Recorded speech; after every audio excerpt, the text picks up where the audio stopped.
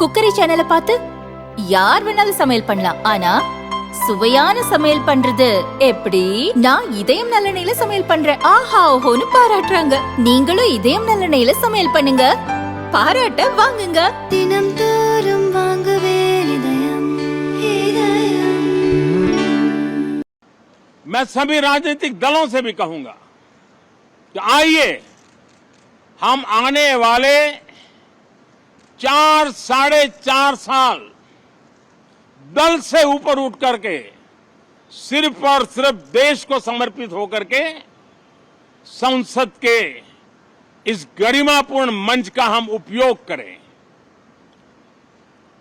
जनवरी 29 जब चुनाव का वर्ष होगा, आप उसके बाद जाइए मैदान में, सदन का भी उपयोग करना है कर लीजिए। वो 6 महीने जो खेल खेलने खेल लीजिए, लेकिन तब तक सिर्फ और सिर्फ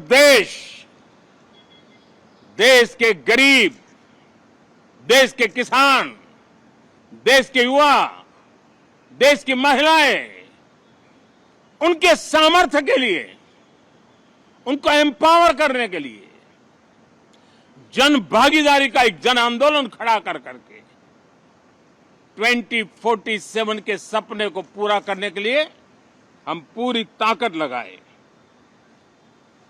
मुझे आज बहुत दुख के साथ कहना है कि 2014 के बाद कोई सांसद 5 साल के लिए आए, कुछ सांसदों को 10 साल के लिए मौका मिला, लेकिन बहुत से सांसद ऐसे थे जिनको अपने क्षेत्र की बात करने का अवसर नहीं मिला, अपने विचारों से संसद को समृद्ध करने का अवसर नहीं मिला, क्योंकि कुछ दलों की नकारात्मक राजनीति ने देश के संसद के महत्वपूर्ण समय को एक प्रकार से अपनी राजनीतिक विफलताओं को ढांकने के लिए दुरुपयोग किया है। मैं सभी दलों से आग्रहपूर्वक कहता हूं कि कम से कम जो पहली बार सदन में आए हैं, ऐसे बहुत बड़ी संख्या में हमारे माननीय सांसद हैं और सभी दल में हैं, उनको अवसर दीजिए, चर्चा में उनके विचारों को प्रकट करने का मौका दीजिए, ज्यादा से ज्यादा लोगों को आगे आने का अवसर दीजिए। और आपने देखा होगा कि पार्लियामेंट के नए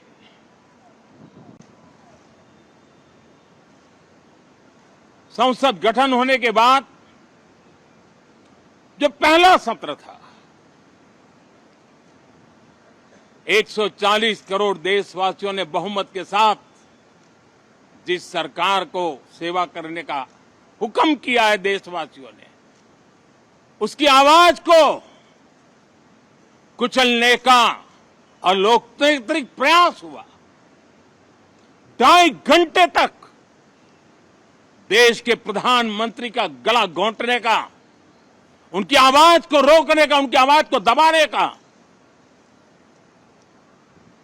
लोकतांत्रिक परंपराओं में कोई स्थान नहीं हो सकता है और इसका कोई पश्चाताप तक नहीं है, दिल में दर्द तक नहीं है। मैं आज आग्रहपूर्वक कहना चाहता हूं, देशवासियों ने हमें यहां देश के लिए भेजा है, दल के लिए नहीं भेजा है। ये सदन दल के लिए नहीं, ये सदन देश के लिए है। ये सदन सांसदों तक की सीमा तक नहीं है, 140 करोड़ देशवासियों की एक विराट सीमा करके ये लिए है।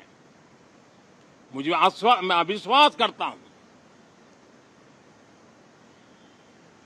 कि हमारे सभी माननीय सांसद पूरी तैयारी के साथ चर्चा को समृद्ध करेंगे। कितने ही विरुद्ध विचार होंगे, विरुद्ध विचार बुरे नहीं होते हैं, नकारात्मक विचार बुरे होते हैं, जहां सोचने की सीमाएं समाप्त हो जाती है। देश को नकारात्मकता की जरूरत नहीं है। देश को एक विचारधारा, प्रगति की विचारधारा, विकास की विचारधारा, देश को नई ऊंचाइयों पर ले जाने वाली विचारधारा से हमें आगे बढ़ाना होगा। मैं पूरी आशा करता हूं कि हम लोकतंत्र के इस मंदिर का भारत के सामान्य मानवीय की आशा आकांक्षाओं को पूर्ण करने के लिए सकारात्मक रूप से उपयोग करेंगे। बहुत बहुत धन्यवाद साथियों।